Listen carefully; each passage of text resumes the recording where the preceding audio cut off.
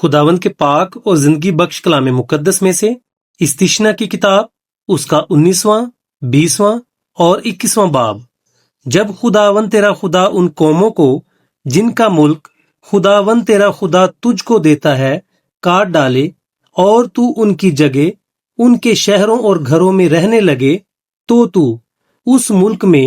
جسے خداوند تیرا خدا تجھ کو قبضہ کرنے کو دیتا ہے 3 شہر اپنے لیے الگ کر دینا، اور تو ایک راستہ بھی اپنے لیے تیار کرنا، اور اپنے اس ملک کی زمین کو جس پر خداوند تیرا خدا تجھ کو قبضہ دلاتا ہے 3 حصے کرنا، تاکہ ہر ایک خونی وہیں بھاگ جائے، اور اس خونی کا جو وہاں بھاگ کر اپنی جان بچائے، حال یہ ہو کہ اس نے اپنے ہمسایہ کو نادانستہ اور بغیر اس سے قدیمی عداوت رکھے مار ڈالا ہو۔ مثلاً کوئی شخص اپنے ہمسایہ کے ساتھ لکڑیاں کاٹنے کو جنگل میں جائے اور کلہاڑا ہاتھ میں اٹھائے تاکہ درخت کاٹے، اور کلہاڑا دستے سے نکل کر اس کے ہمسایہ کے جا لگے اور وہ مر جائے، تو وہ ان شہروں میں سے کسی میں بھاگ کر جیتا بچے، تا ایسا نہ ہو کہ راستہ کی لمبائی کے سبب سے خون کا انتقام لینے والا اپنے جوش غضب میں خونی کا پیچھا کر کے اس کو جا پکڑے اور اسے قتل کرے، حالانکہ وہ واجب القتل نہیں، کیونکہ اسے مقتول سے قدیمی عداوت نہ تھی۔ اس لیے میں تجھ کو حکم دیتا ہوں کہ تو اپنے لیے 3 شہر الگ کر دینا، اور اگر خداوند تیرا خدا اس قسم کے مطابق جو اس نے تیرے باپ دادا سے کھائی تیری سرحد کو بڑھا کر وہ سب ملک جس کے دینے کا وعدہ اس نے تیرے باپ دادا سے کیا تھا تجھ کو دے، اور تو ان سب حکموں پر جو آج کے دن میں تجھ کو دیتا ہوں دھیان کر کے عمل کرے، اور خداوند اپنے خدا سے محبت رکھے اور ہمیشہ اس کی راہوں پر چلے، تو ان 3 شہروں کے علاوہ 3 شہر اور اپنے لیے الگ کر دینا، تاکہ تیرے ملک کے بیچ جسے خداوند تیرا خدا تجھ کو میراث میں دیتا ہے بے گناہ کا خون بہایا نہ جائے، اور وہ خون یوں تیری گردن پر ہو۔ لیکن اگر کوئی شخص اپنے ہمسایہ سے عداوت رکھتا ہو، اس کی گھات میں لگے اور اس پر حملہ کر کے اسے ایسا مارے کہ وہ مر جائے، اور وہ خود ان شہروں میں سے کسی میں بھاگ جائے، تو اس کے شہر کے بزرگ لوگوں کو بھیج کر اسے وہاں سے پکڑوا منگوائیں، اور اس کو خون کے انتقام لینے والے کے ہاتھ میں حوالہ کریں، تاکہ وہ قتل ہو۔ تجھ کو اس پر ذرا ترس نہ آئے، بلکہ تو اس طرح بے گناہ کے خون کو اسرائیل سے دفع کرنا، تاکہ تیرا بھلا ہو۔ تو اس ملک میں جسے خداوند تیرا خدا تجھ کو قبضہ کرنے کو دیتا ہے اپنے ہمسایہ کی حد کا نشان، جس کو اگلے لوگوں نے تیری میراث کے حصہ میں ٹھہرایا ہو، مت ہٹانا۔ کسی شخص کے خلاف اس کی کسی بدکاری یا گناہ کے بارے میں جو اس سے سرزد ہو، ایک ہی گواہ بس نہیں، بلکہ 2 گواہوں یا 3 گواہوں کے کہنے سے بات پکی سمجھی جائے۔ اگر کوئی جھوٹا گواہ اٹھ کر کسی آدمی کی بدی کی نسبت گواہی دے، تو وہ دونوں آدمی جن کے بیچ یہ جھگڑا ہو خداوند کے حضور کاہنوں اور ان دنوں کے قاضیوں کے آگے کھڑے ہوں، اور قاضی خوب تحقیقات کریں، اور اگر وہ گواہ جھوٹا نکلے اور اس نے اپنے بھائی کے خلاف جھوٹی گواہی دی ہو، تو جو حال اس نے اپنے بھائی کا کرنا چاہا تھا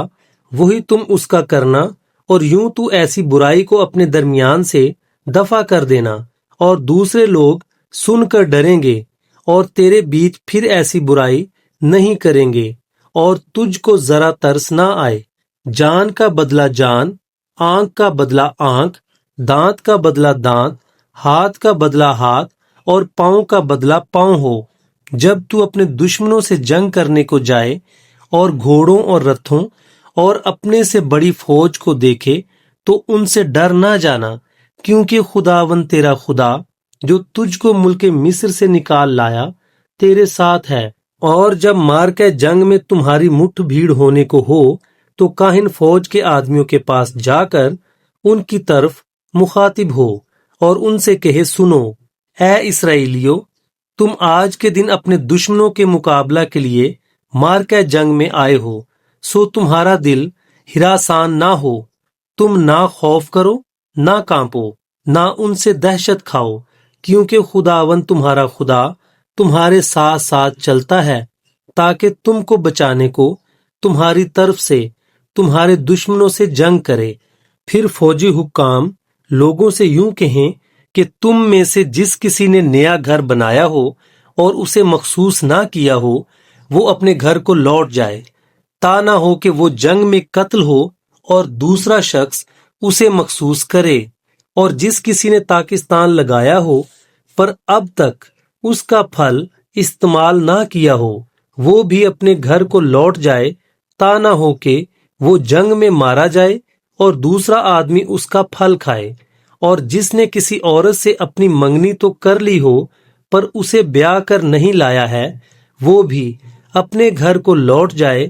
تا نہ ہو کہ وہ لڑائی میں مارا جائے اور دوسرا مرد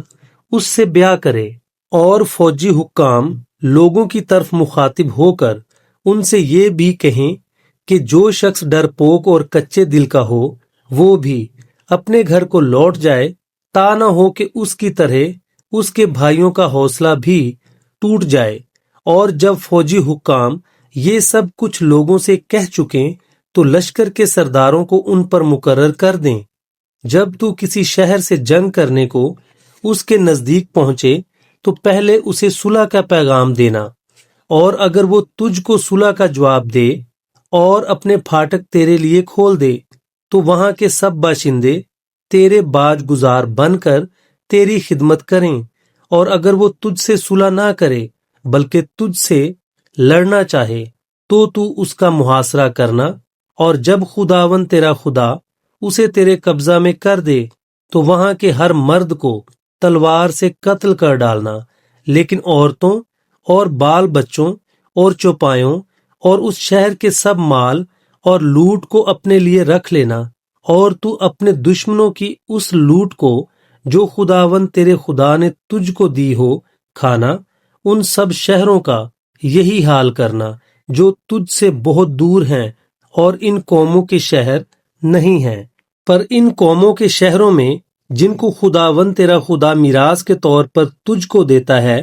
کسی ذی نفس کو جیتا نہ بچا رکھنا، بلکہ تو ان کو یعنی ہتی اور اموری اور کنانی اور فریزی اور ہوی اور یبوسی قوموں کو جیسا خداوند تیرے خدا نے تجھ کو حکم دیا ہے بالکل نیست کر دینا، تاکہ وہ تم کو اپنے سے مکروہ کام کرنے نہ سکھائیں جو انہوں نے اپنے دیوتاؤں کے لیے کیے ہیں، اور یوں تم خداوند اپنے خدا کے خلاف گناہ کرنے لگو۔ جب تو کسی شہر کو فتح کرنے کے لیے اس سے جنگ کرے اور مدت تک اس کا محاصرہ کیے رہے تو اس کے درختوں کو کلہاڑی سے نہ کاٹ ڈالنا، کیونکہ ان کا پھل تیرے کھانے کے کام میں آئے گا، سو تو ان کو مت کاٹنا، کیونکہ کیا میدان کا درخت انسان ہے کہ تو اس کا محاصرہ کرے؟ سو فقط انہی درختوں کو کاٹ کر اڑا دینا جو تیری دانست میں کھانے کے مطلب کے نہ ہوں، اور تو اس شہر کے مقابل جو تجھ سے جنگ کرتا ہو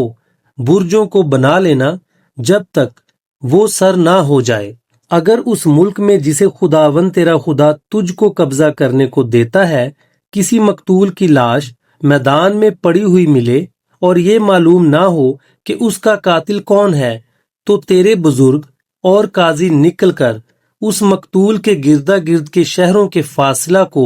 ناپیں، اور جو شہر اس مقتول کے سب سے نزدیک ہو اس شہر کے بزرگ ایک بچھیا لیں جس سے کبھی کوئی کام نہ لیا گیا ہو اور نہ وہ جوئے میں جوتی گئی ہو،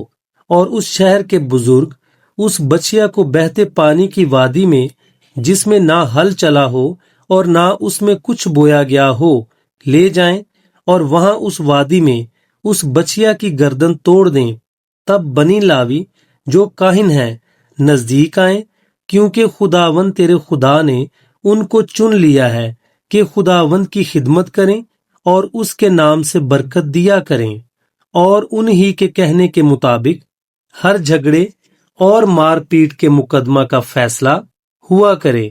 پھر اس شہر کے سب بزرگ جو اس مقتول کے سب سے نزدیک رہنے والے ہوں، اس بچیا کے اوپر جس کی گردن اس وادی میں توڑی گئی اپنے اپنے ہاتھ دھوئیں اور یوں کہیں کہ ہمارے ہاتھ سے یہ خون نہیں ہوا اور نہ یہ ہماری آنکھوں کا دیکھا ہوا ہے۔ سو اے خداوند اپنی قوم اسرائیل کو جسے تو نے چھڑایا ہے معاف کر، اور بے گناہ کے خون کو اپنی قوم اسرائیل کے ذمہ نہ لگا،